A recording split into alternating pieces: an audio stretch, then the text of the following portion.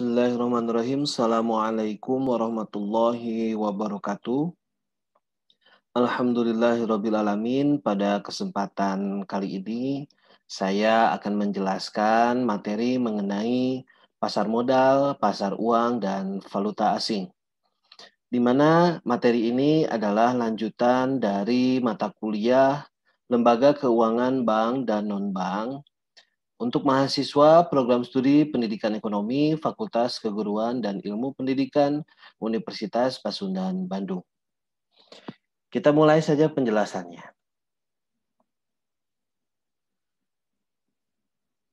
Yang pertama yang akan saya jelaskan di sini adalah pasar modal. Menurut Fahmi dan Hadi, pasar modal adalah tempat berbagai pihak, khususnya perusahaan yang menjual saham atau stok dan obligasi atau bond, dengan tujuan dari hasil penjualan tersebut nantinya akan dipergunakan sebagai tambahan dana atau memperkuat modal perusahaan.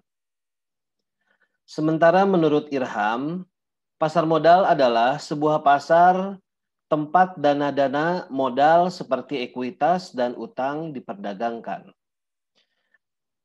Bisa kita simpulkan bahwa pasar modal adalah seluruh kegiatan yang mempertemukan penawaran dan permintaan dana jangka panjang, serta pasar atau bursa modal yang memperjualbelikan surat berharga, di mana kegiatan yang berhubungan dengan penawaran umum dan perdagangan efek, perusahaan publik yang berkaitan dengan efek yang diterbitkannya, serta lembaga dan profesi yang berkaitan dengan efek. Efek di sini maksudnya adalah surat berharga yang bernilai serta dapat diperdagangkan. Pasar modal atau capital market juga merupakan pasar untuk berbagai instrumen keuangan jangka panjang yang bisa diperjualbelikan, baik surat utang atau obligasi, equity atau saham, instrumen derivatif maupun instrumen lainnya.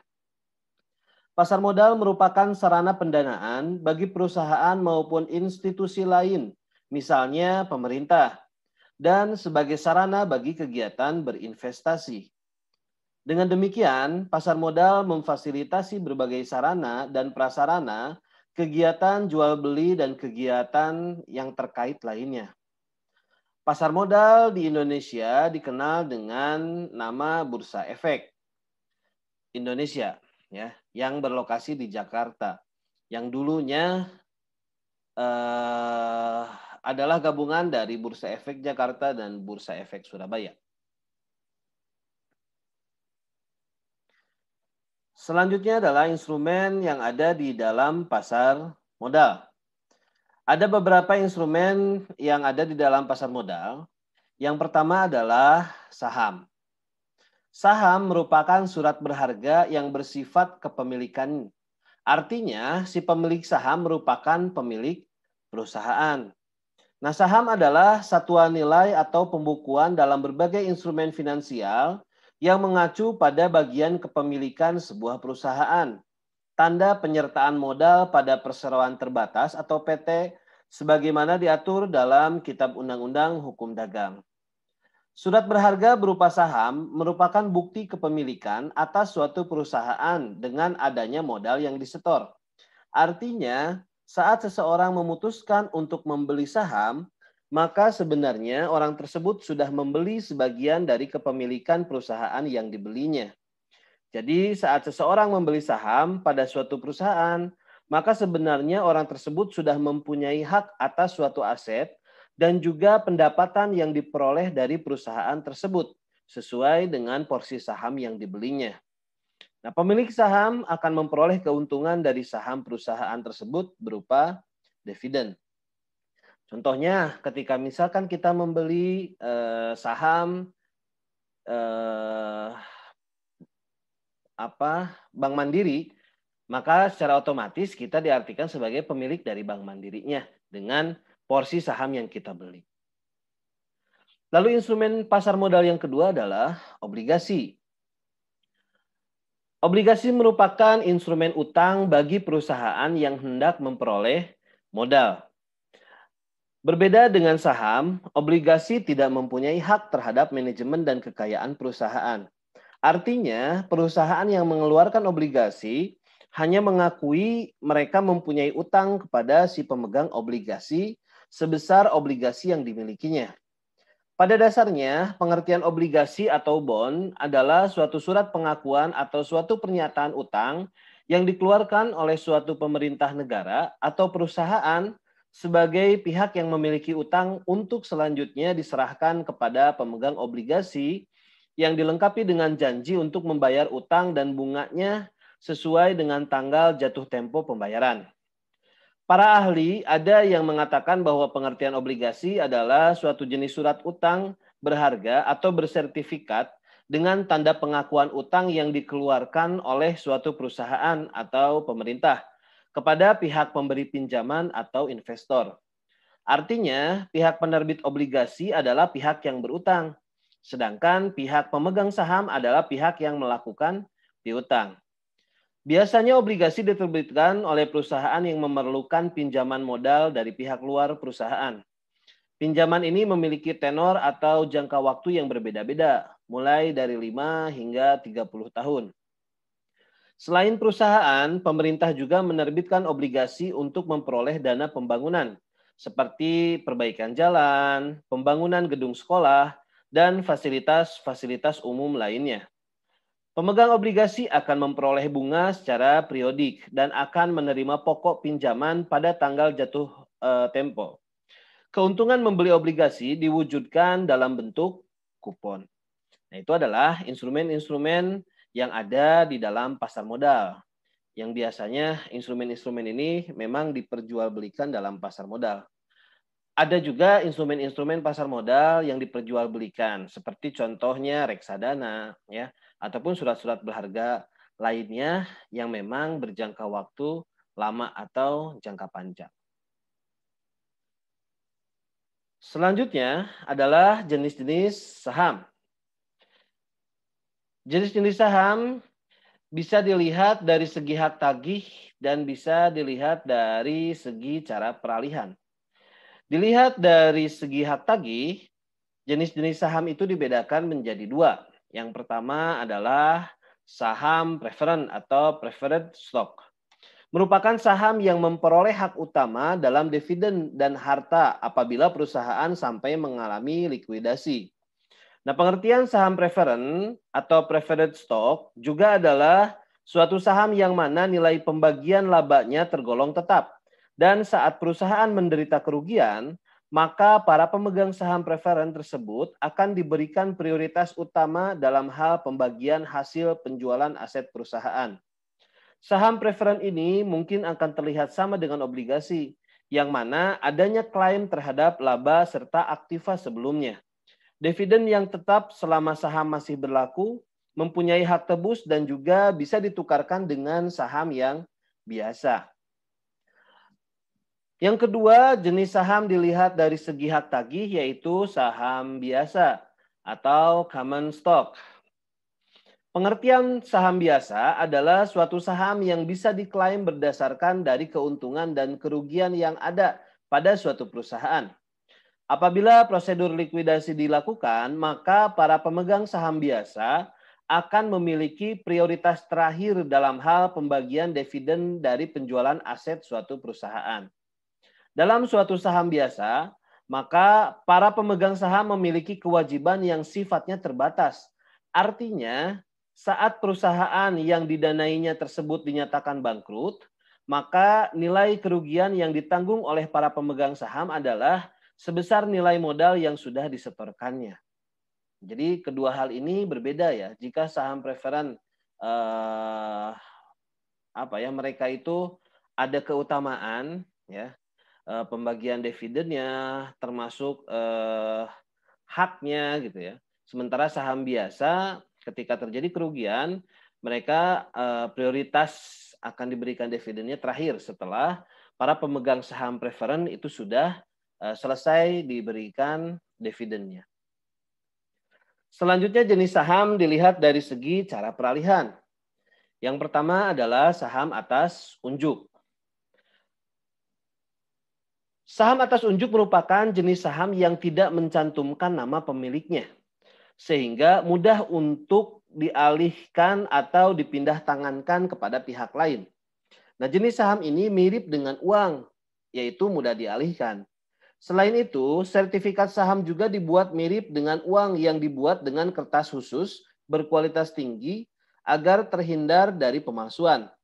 Kemudahan untuk dialihkan pada saham atas unjuk sekaligus menjadi resiko dari jenis saham ini. Jika sertifikat saham hilang, maka pemilik saham tidak akan bisa meminta duplikat sebagai penggantinya. Oleh sebab itu, pemilik saham jenis ini harus ekstra hati-hati dalam membawa dan menyimpannya.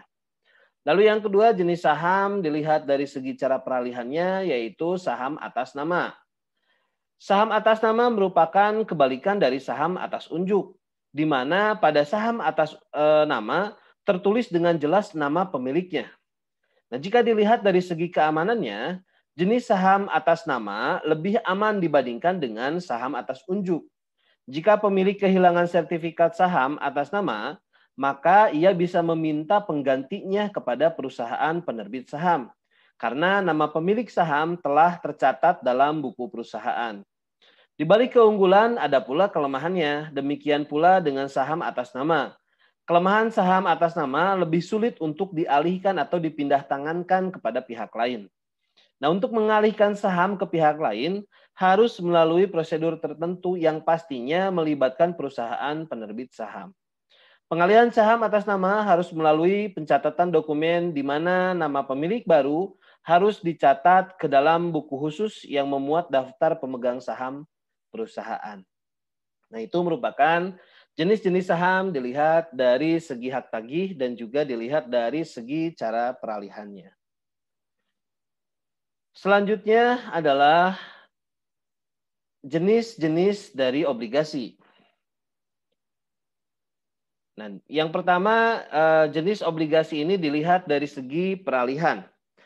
Dilihat dari segi peralihannya terbagi ke dalam dua, yaitu obligasi atas unjuk atau tidak tertulis nama, dan yang kedua obligasi atas nama atau tertulis nama pemilik. Obligasi atas unjuk merupakan jenis obligasi di mana di dalam obligasi tidak terdapat nama dan mudah untuk dialihkan kepada pihak lain. Sementara obligasi atas nama merupakan obligasi di mana nama pemilik obligasi terdapat di dalam obligasi dan untuk dialihkan butuh berbagai persyaratan dan prosedur.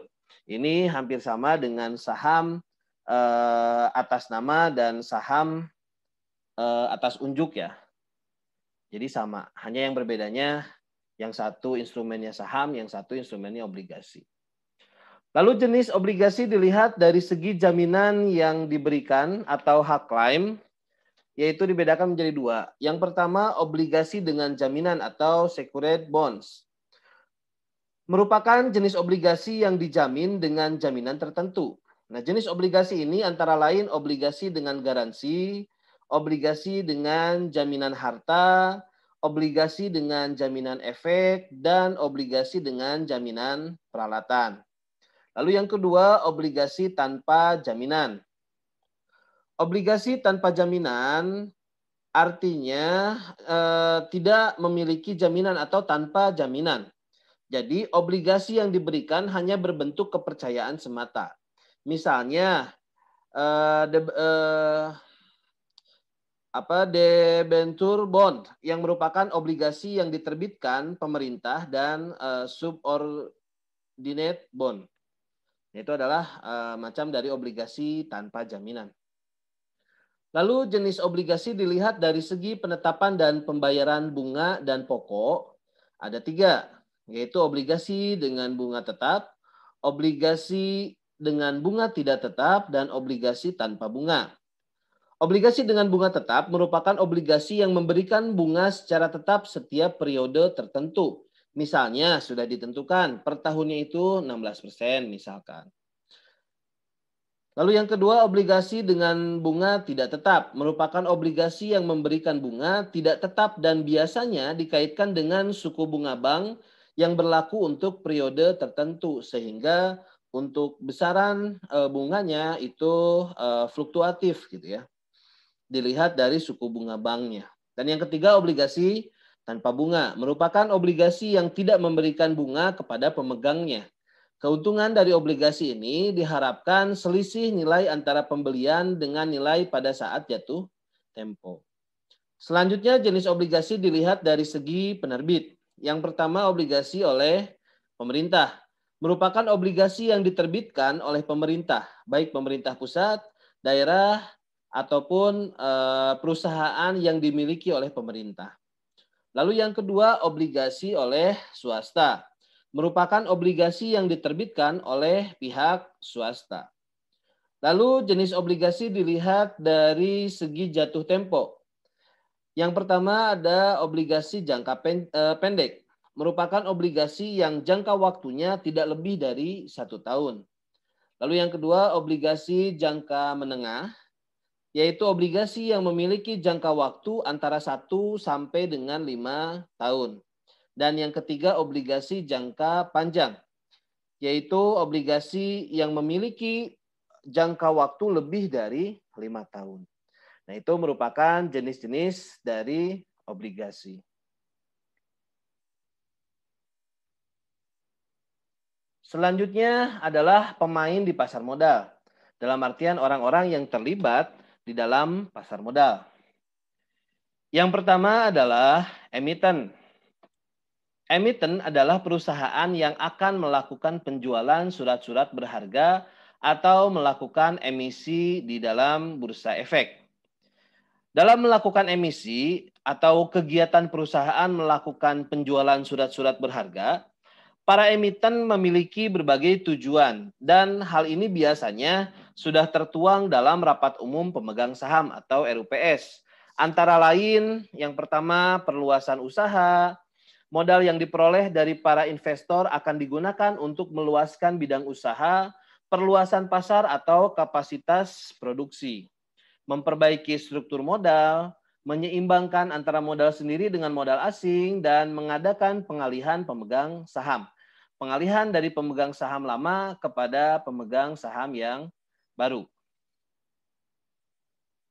Lalu pemain di pasar modal yang kedua adalah investor. Investor pemodal yang membeli atau menanamkan modalnya di perusahaan yang melakukan emisi. Nah, sebelum membeli surat berharga yang ditawarkan, investor biasanya melakukan penelitian dan analisis tertentu. Penelitian ini mencakup bonafiditas perusahaan, prospek usaha emiten, dan analisis lainnya. Tujuan utama para investor dalam pasar modal antara lain yang pertama adalah untuk memperoleh dividen, yaitu ditujukan kepada keuntungan yang akan diperolehnya berupa bunga yang dibayarkan oleh emiten dalam bentuk dividen. Lalu yang kedua, kepemilikan perusahaan. Semakin banyak saham yang dimiliki, maka semakin besar penguasaan atau menguasai perusahaannya. Lalu yang ketiga, berdagang. Saham dijual kembali pada saat harga tinggi. Maksudnya, ada beberapa investor yang membeli saham ketika melihat harga sahamnya rendah dan akan dijual kembali ketika melihat harga saham di pasar modal itu tinggi, gitu ya. Nah, pengharapan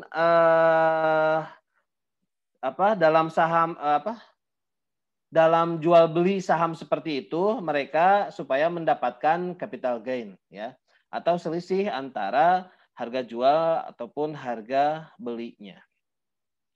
Nah, itu adalah tujuan para investor membeli saham di dalam pasar modal.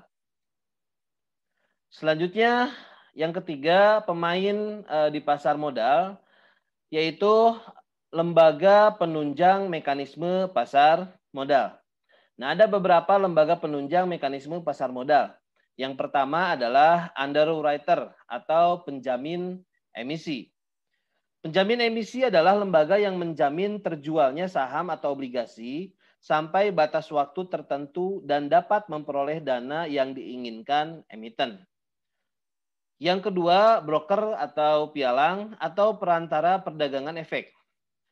Nah, perantara dalam jual beli efek yaitu perantara antara si penjual emiten dengan si pembeli atau investor. Kegiatan-kegiatan yang dilakukan oleh broker antara lain Yang pertama, memberikan informasi tentang emiten. Yang kedua, melakukan penjualan efek kepada investor. Lalu lembaga penunjang ketiga adalah dealer. Berfungsi sebagai pedagang dalam jual beli efek dan sebagai perantara dalam jual beli efek. Lalu yang selanjutnya, guarantor atau lembaga penanggung. Penanggung adalah lembaga penengah antara pemberi kepercayaan dengan penerima kepercayaan. Penanggung juga merupakan lembaga yang dipercaya oleh investor sebelum menanamkan dananya. Selanjutnya adalah trustee atau wali amanat atau mewakili dari pihak investor.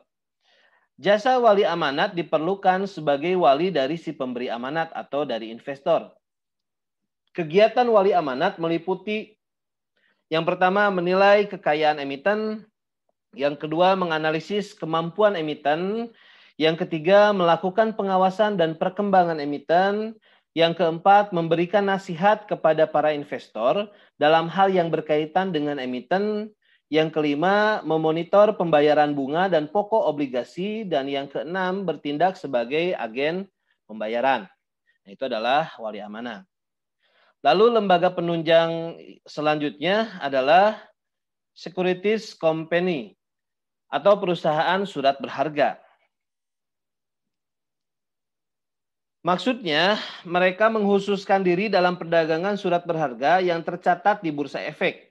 Nah, kegiatan perusahaan surat berharga antara lain, yang pertama sebagai pedagang efek, yang kedua penjamin emisi, yang ketiga perantara perdagangan efek, dan yang keempat pengelola dana. Selanjutnya, lembaga penunjang yang ketiga, investment company atau perusahaan pengelolaan dana. Perusahaan pengelolaan dana adalah perusahaan yang mengelola surat-surat berharga yang akan menguntungkan sesuai dengan keinginan investor. Terdiri dari dua unit, yaitu sebagai pengelola dana dan juga penyimpan dana. Lalu yang selanjutnya, lembaga penunjang dalam pasar modal adalah kantor administrasi efek.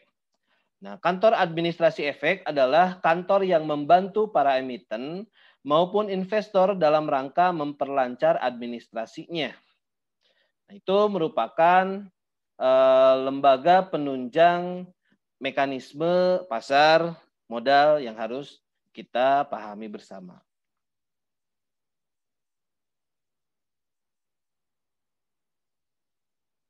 Selanjutnya adalah lembaga yang terlibat di pasar modal. Ada beberapa lembaga yang terlibat di dalam pasar modal. Yang pertama adalah Menteri Keuangan.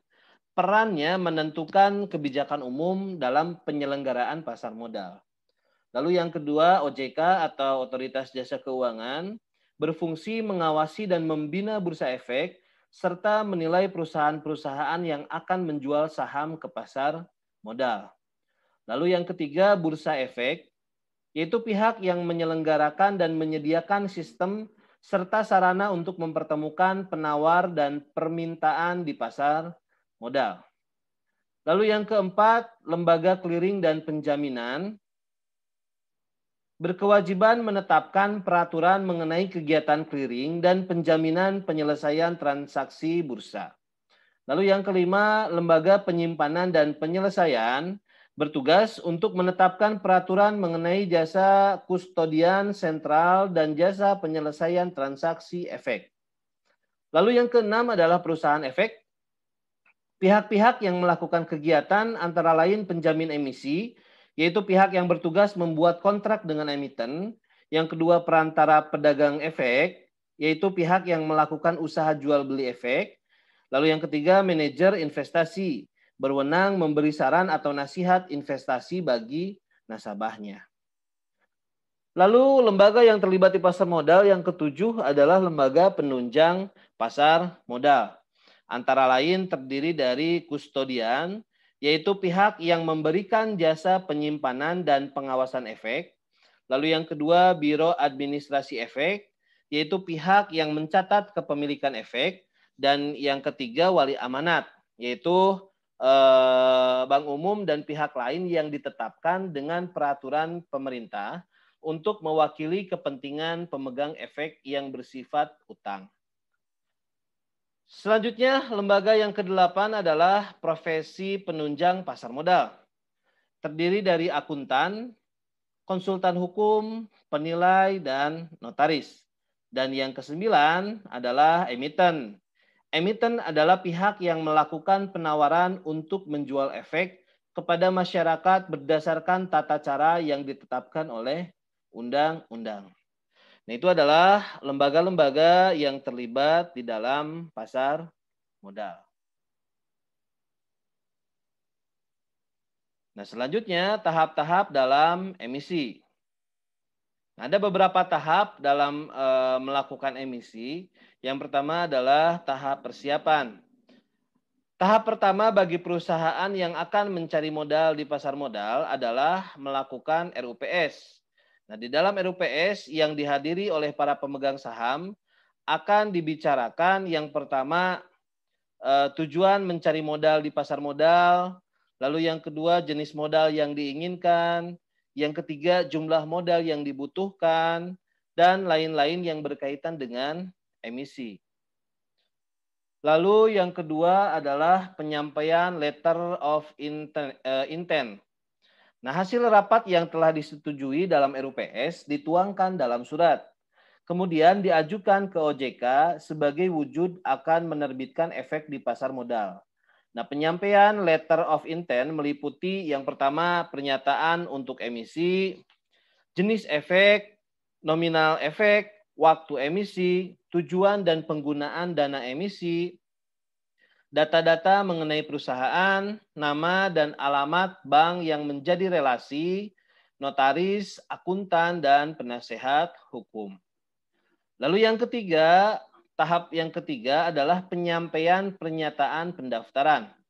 Nah, langkah selanjutnya setelah penyampaian letter of intent adalah penyampaian pernyataan pendaftaran yang memuat informasi-informasi antara lain data tentang manajemen dan komisaris, data tentang struktur modal, kegiatan usaha emiten, rencana emisi, dan penjaminan pelaksanaan emisi. Lalu tahap yang selanjutnya, evaluasi dari OJK.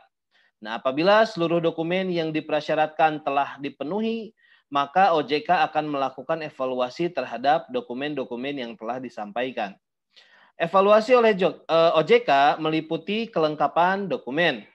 Nah, kelengkapan dokumen harus ada dan dikatakan lengkap antara lain meliputi pernyataan pendaftaran, anggaran dasar perusahaan, laporan keuangan, jenis surat perjanjian yang telah dibuat dengan penjamin emisi, dealer, wali amanat, penanggung, dan perjanjian lainnya. Lalu surat pendapatan dari segi hukum, laporan dari perusahaan penilai, jadwal waktu emisi dari penjamin emisi, laporan hasil evaluasi yang dilaksanakan oleh penjamin emisi, surat pernyataan dari akuntan, surat pernyataan dari manajemen, dan draft prospek untuk kedepannya.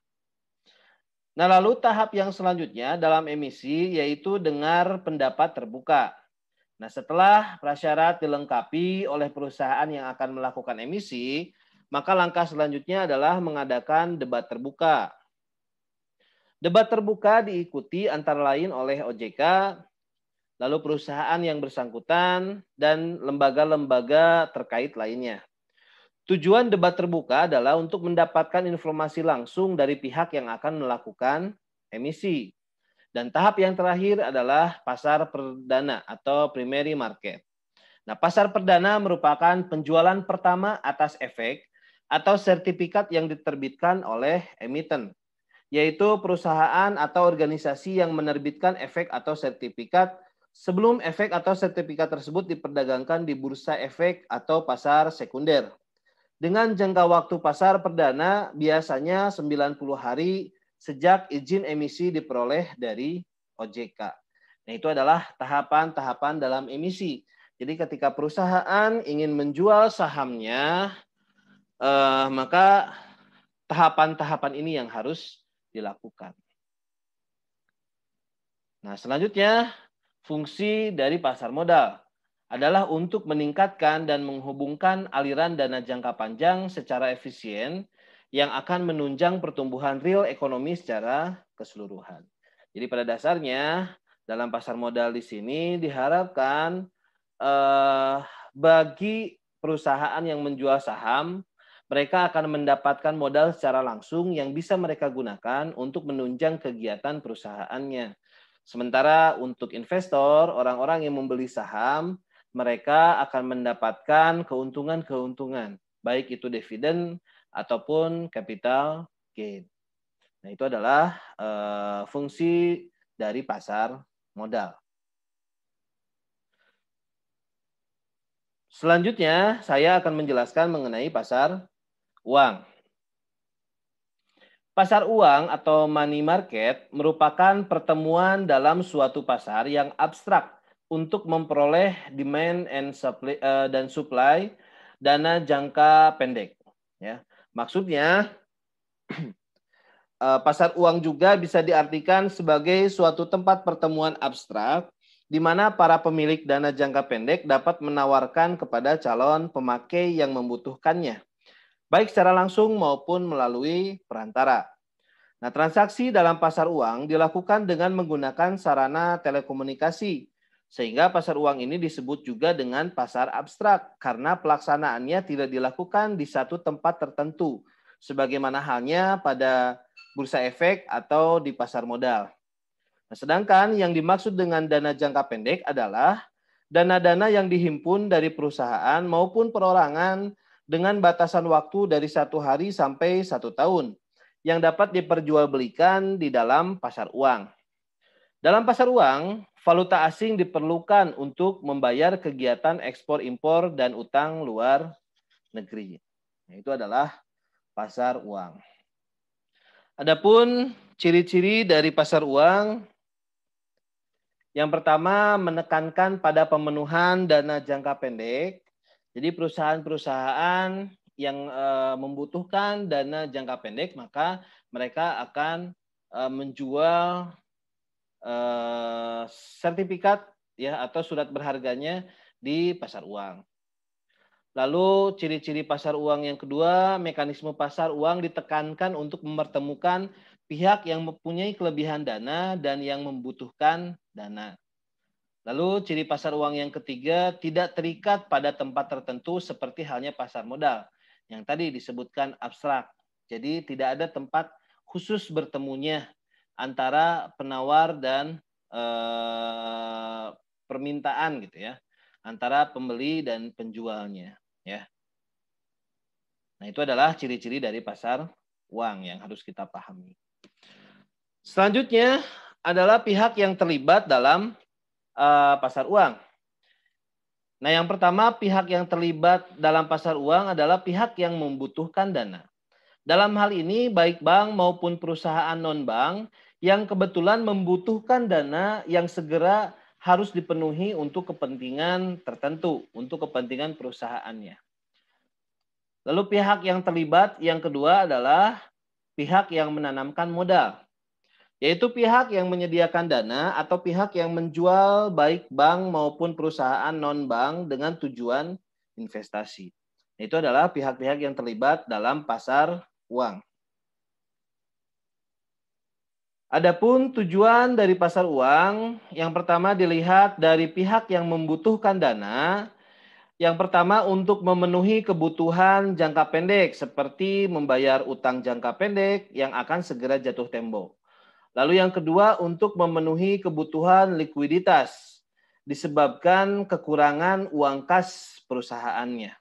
Lalu yang ketiga untuk memenuhi kebutuhan modal kerja yaitu membayar biaya-biaya seperti upah karyawan, gaji, pembelian bahan baku, dan kebutuhan modal kerja lainnya. Dan yang keempat, sedang mengalami kalah clearing. Nah, hal ini terjadi di lembaga clearing dan harus segera dibayarkan. Seperti yang sudah kalian pahami mengenai lembaga clearing itu apa. Lalu tujuan pasar uang dilihat dari pihak yang menanamkan modal adalah yang pertama untuk memperoleh penghasilan dengan tingkat suku bunga tertentu. Nah, jadi keuntungannya ketika kita membeli surat berharga di pasar uang akan mendapatkan bunga gitu ya dari surat berharga yang kita beli. Lalu yang kedua, membantu pihak-pihak yang mengalami kesulitan keuangan. Maksudnya adalah ketika kita membeli surat berharga suatu perusahaan, maka setidaknya kita telah membantu perusahaan tersebut dalam menyediakan modalnya ya atau keuangan jangka pendeknya. Dan yang ketiga, spekulasi. Nah, dengan harapan akan memperoleh keuntungan besar dalam waktu yang relatif singkat dan dalam kondisi ekonomi tertentu. Nah, itu adalah tujuan dari pasar uang dilihat dari pihak yang membutuhkan dana dan pihak yang menanamkan modal. Selanjutnya adalah instrumen yang ada di pasar uang. Jenis-jenis instrumen pasar uang yang ditawarkan ada beberapa. Yang pertama adalah interbank call money. Mohon maaf, interbank call money. Yaitu kredit atau pinjaman yang harus segera dilunasi dari pihak pemberi dana. Dibayar apabila sudah ada tagihan atau panggilan dari pihak pemberi dana atau kreditor. Nah, jangka waktu pelunasannya berkisar antara 1 sampai dengan 7 hari. Nah, ketentuan-ketentuan yang harus diperhatikan dalam pemberian fasilitas ini, yang pertama, fasilitas call money diberikan di lembaga clearing kepada bank-bank yang mengalami kalah clearing dan kekurangan likuiditas. Lalu besarnya pinjaman call money tidak boleh melebihi kalah clearing pada hari yang bersangkutan, dan instrumen pinjaman dapat berupa promes atau surat berharga. Dan yang terakhir, maksimal jangka waktu adalah 7 hari, dan apabila tidak dapat dilunasi pada jatuh tempo, maka akan berubah menjadi pinjaman biasa. Lalu instrumen pasar uang yang kedua adalah sertifikat Bank Indonesia atau disingkat SBI. Merupakan surat berharga yang diterbitkan oleh Bank Sentral atau Bank Indonesia. Penerbitan SBI dilakukan atas unjuk dengan nominal tertentu, dan penerbitan SBI biasanya dikaitkan dengan kebijaksanaan pemerintah terhadap pasar terbuka atau open market operation. Nah, dalam masalah penanggulangan jumlah uang beredar, tujuan bagi investor baik bank maupun lembaga keuangan lainnya membeli SBI adalah akibat kelebihan dana yang tidak disalurkan untuk sementara waktu. Namun, jika pihak investor memerlukan dananya kembali, maka dengan mudah SBI dapat diperjualbelikan kepada pihak Bank Indonesia ataupun pihak yang lainnya. Lalu instrumen yang ketiga di pasar uang adalah sertifikat deposito. Merupakan alternatif utama bagi pihak perbankan untuk memenuhi kebutuhan dana jangka pendeknya. Nah, sertifikat deposito merupakan semacam surat berharga yang dikeluarkan oleh bank dalam nilai nominal tertentu sebagai surat atas unjuk. Lalu instrumen pasar uang yang keempat adalah surat berharga pasar uang atau SBPU. Mohon maaf ya, ada tipe nih. Nah, surat berharga pasar uang atau SBPU adalah surat berharga yang dikeluarkan oleh bank umum dan hanya dibeli oleh Bank Indonesia dengan nilai nominal yang cukup besar. SBPU juga bisa berupa penerbitan warkat-warkat yang berupa wesel atau promes dengan jangka waktu 30 hari sampai dengan 180 hari. Tujuan adanya SBPU ini adalah untuk meningkatkan likuiditas bank umum dan untuk menekan laju inflasi. Lalu instrumen pasar uang yang kelima adalah bankers acceptance. Instrumen jenis ini merupakan instrumen pasar uang yang khusus digunakan untuk memberikan kredit atau sebuah bantuan kepada importir dan eksportir untuk membantu mereka dalam upaya pembayaran dan pembelian sejumlah barang atau untuk membeli valuta asing. Lalu yang selanjutnya, instrumen pasar uang adalah commercial paper. Merupakan promes atau kertas berharga yang tidak disertai dengan adanya jaminan yang diterbitkan oleh sebuah perusahaan dengan tujuan untuk memperoleh dana jangka pendek yang selanjutnya dijual kepada investor dalam pasar uang. Lalu yang selanjutnya adalah Treasury Bills, merupakan salah satu instrumen dari pasar uang yang penerbitannya dilakukan oleh Bank Sentral, yakni Bank Indonesia dengan jangka waktu kurang dari 1 tahun atau tepat 1 tahun. Nah, penerbitan instrumen ini atas dasar unjuk bukan perorangan serta dengan nominal tertentu. Lalu instrumen pasar uang yang selanjutnya adalah repurchase agreement, merupakan kegiatan yang bisa dibilang kegiatan timbal balik. Maksudnya, kegiatan ini merupakan sebuah transaksi jual beli surat-surat berharga yang disertai dengan perjanjian. Perjanjian ini berisi bahwa si penjual akan membeli kembali surat-surat atau sertifikat berharganya yang telah dijual kepada pembeli pada waktu dan harga yang sudah ditentukan dan disepakati bersama terlebih dahulu. Nah, penjelasan tadi merupakan macam-macam instrumen yang dimiliki oleh pasar uang, di mana instrumen tersebut hadir dengan tujuan untuk membantu sekaligus menjadi perantara pelaku ekonomi yang fokus kepada dana jangka pendek, antara lain instrumen sertifikat Bank Indonesia, surat berharga, deposito, call money, commercial paper, repurchase agreement, dan bankers acceptance. Dengan begitu, instrumen-instrumen dengan pasar uang menjadi satu kesatuan yang tidak bisa berjalan sendiri untuk menjalankan tugasnya dengan baik. Selanjutnya adalah perbedaan pasar uang dengan pasar modal. Yang pertama dilihat dari jangka waktunya. Pasar uang itu berjangka waktu pendek, sementara di pasar modal berjangka waktu panjang. Lalu produk yang diperjualbelikan di dalam pasar uang adalah sertifikat Bank Indonesia, surat berharga pasar uang, dan deposito. Sementara di pasar modal, produk yang diperjualbelikannya adalah saham, obligasi, dan reksadana. Lalu dilihat dari hasil, di dalam pasar uang, hasil yang diterima oleh investor berupa bunga. Sementara di dalam pasar modal, hasil yang diterima oleh investor berupa dividen dan capital gain, seperti yang sudah saya sampaikan pada penjelasan sebelumnya. Lalu untuk pelaksanaan, pasar uang dilaksanakan secara abstrak, maksudnya tidak ada tempat khusus dalam melakukan transaksi pasar uang ini. Sementara pasar modal, pelaksanaannya yaitu di Bursa Efek Indonesia. Peranan pasar uang itu peranti operasi pasar terbuka, maksudnya pemenuhan kebutuhan modal jangka pendek dan mencari keuntungan. Sementara pasar modal peranannya alternatif pendanaan perusahaan dan alternatif investasi bagi pemilik modal.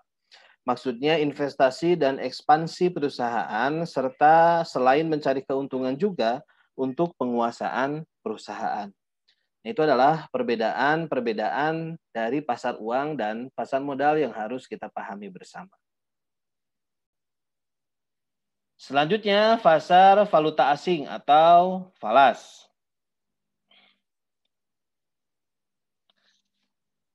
Pasar valuta asing atau falas merupakan suatu jenis perdagangan atau transaksi yang memperdagangkan suatu mata uang suatu negara terhadap mata uang negara lainnya yang melibatkan pasar-pasar uang utama di dunia selama 24 jam secara berkesinambungan. Nah, pasar valuta asing adalah pasar yang memfasilitasi pertukaran valuta untuk mempermudah transaksi-transaksi perdagangan dan keuangan internasional. Atau jika diartikan secara sederhana, pasar falas adalah perdagangan mata uang suatu negara dengan mata uang negara lainnya. Sedangkan tarif dari pertukaran mata uang ini disebut juga dengan foreign exchange rate. Di Indonesia dikenal dengan kurs falas. Nah, tidak seperti transaksi domestik, transaksi internasional melibatkan mata uang dari 2 atau lebih negara. Untuk pertukaran satu mata uang lain dalam transaksi internasional, perusahaan mengandalkan mekanisme yang disebut pasar valuta asing, yaitu pasar di mana mata uang yang dibeli dan dijual dan harga mereka ditentukan. Lembaga keuangan mengkonversi satu mata uang ke yang lainnya dengan nilai tukar yang spesifik, yaitu tingkat di mana satu mata uang dipertukarkan dengan uang yang lainnya. Nah, harga tergantung pada ukuran transaksi, kondisi ekonomi secara umum, dan kadang-kadang mandat dari pemerintah pusat, negaranya masing-masing.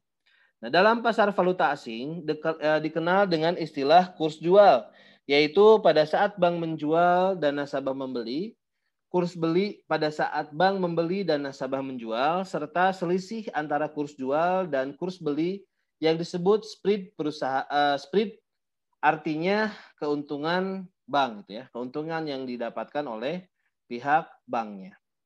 Itu adalah pasar valuta asing. Adapun tujuan melakukan transaksi valuta asing adalah yang pertama untuk transaksi pembayaran, lalu yang kedua untuk mempertahankan daya beli, yang ketiga pengiriman uang ke luar negeri, yang keempat mencari keuntungan, yang kelima pemagaran resiko, maksudnya mengamankan cadangan devisa masing-masing negara, dan yang keenam kemudahan berbelanja, apalagi berbelanja di luar negeri gitu ya. Nah, itu adalah tujuan melakukan transaksi valuta asing. Nah, selanjutnya jenis-jenis transaksi valuta asing. Ada 3 jenis transaksi dalam valuta asing. Yang pertama adalah transaksi tunai atau spot transaction. Transaksi spot merupakan transaksi valuta asing dengan penyerahan dan pembayaran saat itu juga. Meskipun dalam praktik transaksi spot akan diselesaikan pada 2 hari kerja berikutnya. Misalnya, kontrak jual beli suatu mata uang spot dilakukan atau ditutup pada tanggal 10 Agustus 2020. Penyerahan dan penyelesaian kontrak tersebut dilakukan pada tanggal 12 Agustus 2020. Nah, apabila tanggal 12 Agustus 2020 kebetulan hari libur atau hari Sabtu, maka penyelesaian adalah pada hari kerja berikutnya. Dan penyelesaian transaksi seperti ini disebut value date. Penyerahan dana dalam transaksi spot pada dasarnya dapat dilakukan dalam beberapa cara. Yang pertama dengan cash atau today, yaitu penyerahan dana dilakukan pada tanggal atau hari yang sama dengan tanggal diadakannya transaksi atau kontrak. Lalu ada juga dengan istilah tomorrow, yaitu penyerahan dana dilakukan pada hari kerja berikutnya atau hari kerja setelah diadakannya kontrak. Dan yang ketiga dikenal dengan istilah spot, yaitu penyerahan dilakukan 2 hari kerja setelah tanggal transaksi. Lalu yang kedua, jenis transaksi falas atau valuta asing adalah transaksi tunggak atau berjangka atau forward transaction. Nah, transaksi forward merupakan transaksi valuta asing dengan penyerahan pada beberapa waktu mendatang sejumlah mata uang tertentu berdasarkan sejumlah mata uang tertentu yang lainnya. Kurs dalam transaksi forward ditentukan di muka, sedangkan penyerahan dan pembayaran dilakukan beberapa waktu mendatang pada saat kontrak jatuh tempo. Transaksi forward ini biasanya sering digunakan untuk tujuan hedging atau dan spekulasi. Hedging atau pemagaran risiko yaitu transaksi yang dilakukan semata-mata untuk menghindari risiko kerugian akibat terjadinya perubahan kurs. Dan yang ketiga, jenis transaksi falas adalah transaksi barter atau swap transaction.